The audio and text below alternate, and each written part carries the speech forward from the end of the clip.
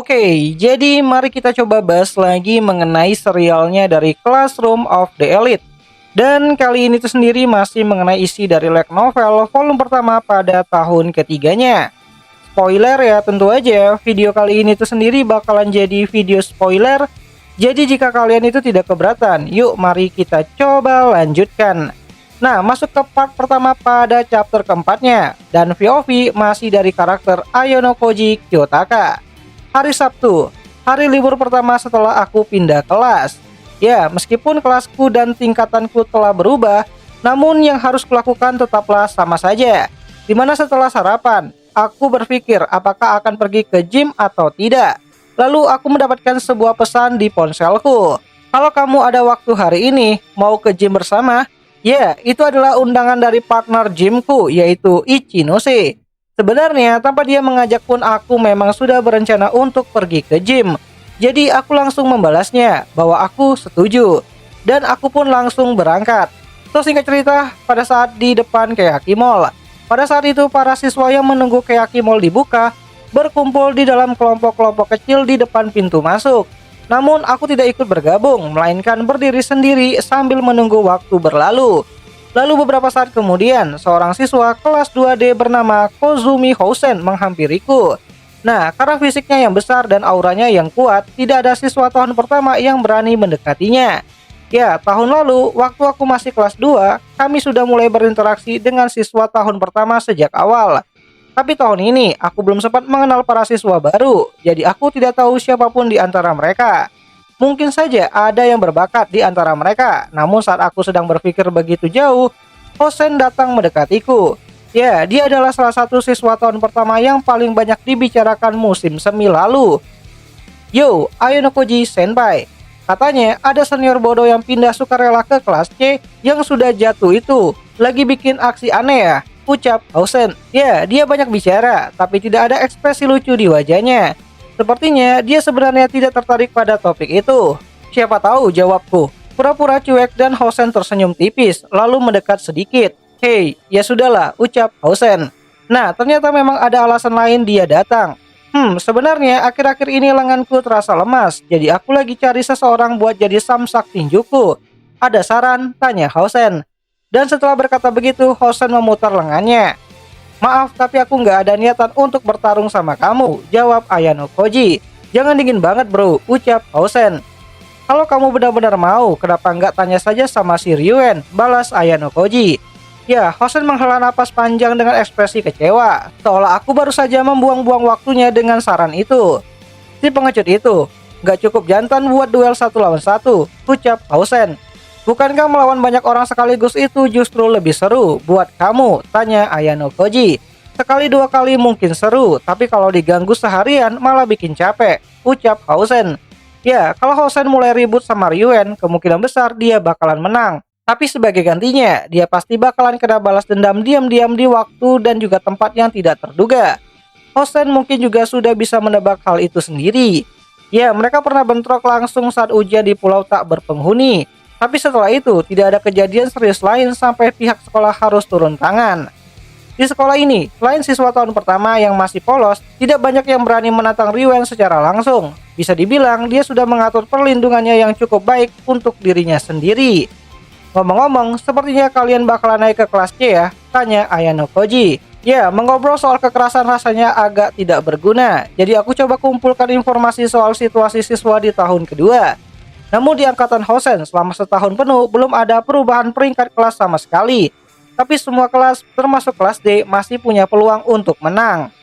Siapa peduli, aku cuma fokus ngumpulin poin, sisanya aku serahkan kepada Nanase, jawab Hosen. Kamu menyerahkannya kepada Nanase? Itu agak aneh buat orang dengan kepribadian kayak kamu. Tapi itu pilihan yang bijak, dia memang lebih cocok jadi pemimpin kelas daripada kamu, ucap Ayano Koji. Di mana mendengar hal tersebut itu Hosen menjadi sangat marah. Apa maksudmu itu?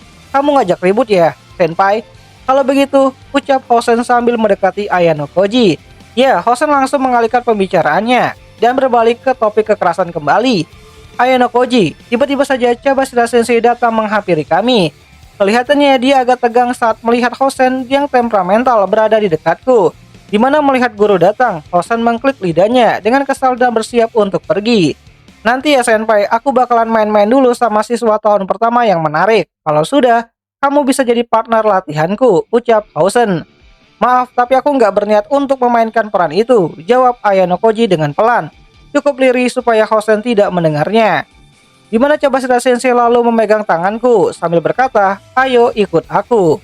Ya, dengan nada otoritas yang halus tapi menekan, dia membawaku ke pojok bangunan. Ada apa? Tanya Ayano Koji. Aku cuma ingin bicara sebagai wali kelas, atau lebih tepatnya, mantan wali kelasmu. Aku sebenarnya nggak seharusnya menemuimu sesantai ini, tapi ada sesuatu yang harus aku pastikan. Tanya Cabashira. Ya, nada bicaranya terdengar bimbang, ekspresinya juga tidak setegas biasanya. Mungkin dia sudah memikirkan ini selama 1 minggu terakhir. Kamu udah ngikutin aku sejak aku keluar dari asrama bukan? Tanya Ayano Koji. Jadi kamu sadar juga, balas Cabashira. Ya, itu nggak terlalu susah ditebak, balas Ayano Koji. Dimana kemampuan Cabashira Sensei dalam mengikuti orang lain sama buruknya dengan Morishita. Dan jelas tidak profesional. Kamu nggak punya jaminan aku bakalan keluar kamar pagi ini. Seberapa lama kamu berencana untuk menunggu? Tanya Ayano Koji. Ya meskipun cuaca mulai menghangat, saat itu masih cukup dingin. Dia bisa saja masuk angin, tapi Cabashira Sensei tampaknya tidak peduli. Itu nggak penting. Aku mau tanya soal kepindahanmu. Kenapa kamu memutuskan itu tanpa bilang apa-apa? Kenapa? Tanya Cabashira. Oh, soal kepindahan itu lagi. Terus terang, aku sudah sering banget dengar pertanyaan itu seminggu ini. Sampai aku mulai bosan. Mau dari kelas manapun, laki-laki atau perempuan. Semua orang bertanya hal yang sama, ucap Ayano Koji. Tapi sampai sekarang belum ada guru yang langsung menegurku soal itu. Ya, sebagai guru, seharusnya Cabashira Sensei tidak perlu terlalu ikut campur dalam keputusan siswanya untuk pindah atau keluar. Apa yang sebenarnya terjadi? Bisa nggak kamu memberikan penjelasan sedikit saja? Tanya Cabashira. Ya, aku sebenarnya tidak punya kewajiban untuk memberikan penjelasan apapun. Dan Cabashira Sensei tahu akan hal itu. Tapi tetap saja, dia tidak mundur. Kamu pindah kelas tanpa bilang apa-apa. Kamu yakin nggak ada yang memaksa kamu? Tanya Cabashira.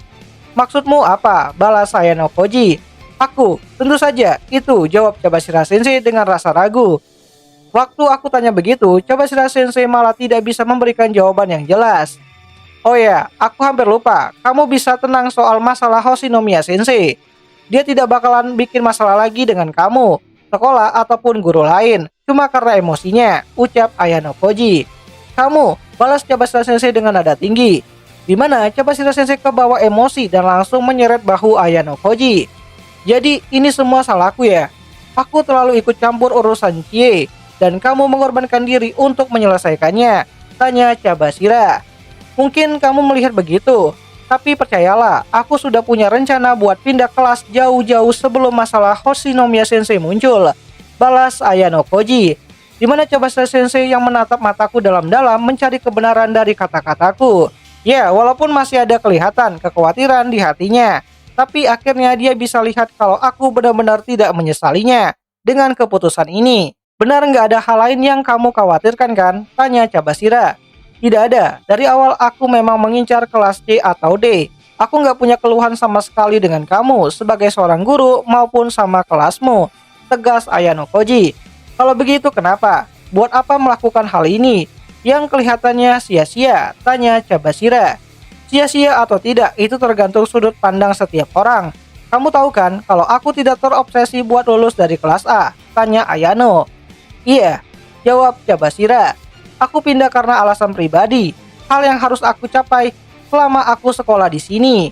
Menurutku, itu susah buat diwujudkan jika aku tetap berada di kelasmu.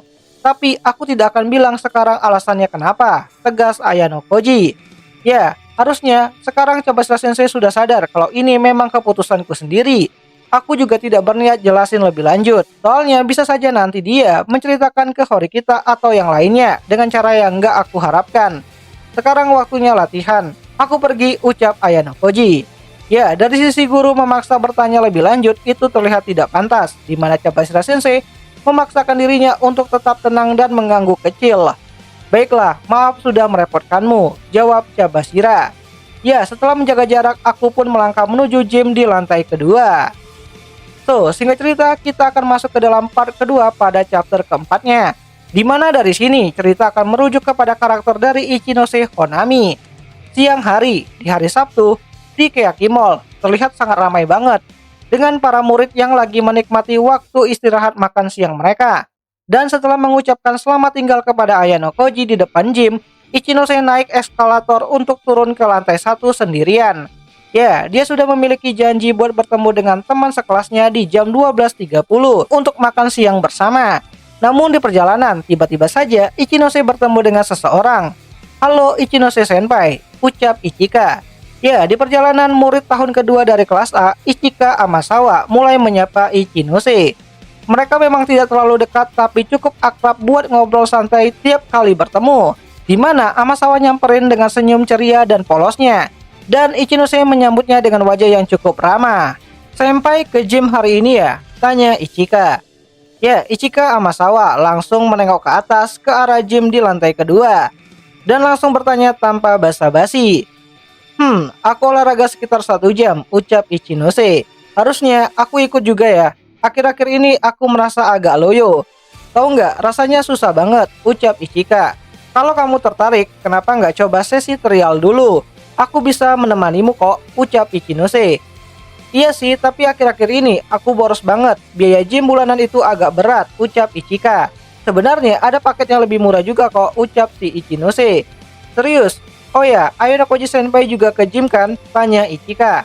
Di mana mata Amasawa langsung berbinar waktu menyebut nama Ayano Koji. "Iya, Ayano Koji kun juga suka olahraga, jadi aku ngajak dia buat gabung," ucap Ichinose. "Oh, kalau begitu aku harus serius mempertimbangkan hal ini," kata Amasawa, di mana matanya kelihatan bersinar senang. Di mana ngelihat ekspresi itu dari Ichika, Ichinose tetap tersenyum dan gantian nanya sesuatu ke Ichika.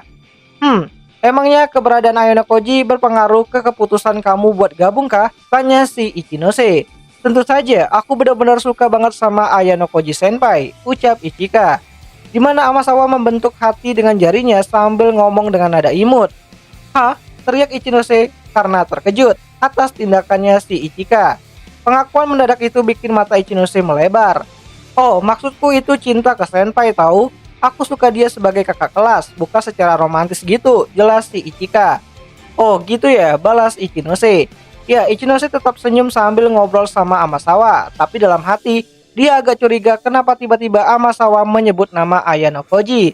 Selama ini interaksi mereka nggak menunjukkan ada hubungan yang spesial, jadi Ichinose merasa tidak nyaman. Dan pas lihat perubahan ekspresi Ichinose, tatapan Amasawa sempat jadi lebih tajam sesekali. "Cuman bercanda kok, aslinya sih aku beneran suka." "Suka beneran," tegas Ichika. Mencoba untuk menggoda Ichinose, di mana Ichika langsung membuang semua basa-basinya dan ngomong terus terang. "Kamu ingin aku bantu, nyomblangin kalian, gitu?" tanya si Ichinose. Pengakuan berani Amasawa bikin Ichinose mikir kalau mungkin Amasawa minta bantuan buat ngungkapin perasaannya ke kakak kelasnya yang dia sukai. Tapi Amasawa langsung menggelengkan kepalanya. "Tidak, nggak mungkin aku seberani itu buat nembak. Tapi aku lihat kamu sama Ayano Koji Senpai akhir-akhir ini kelihatan dekat banget. Dan aku jadi agak cemburu.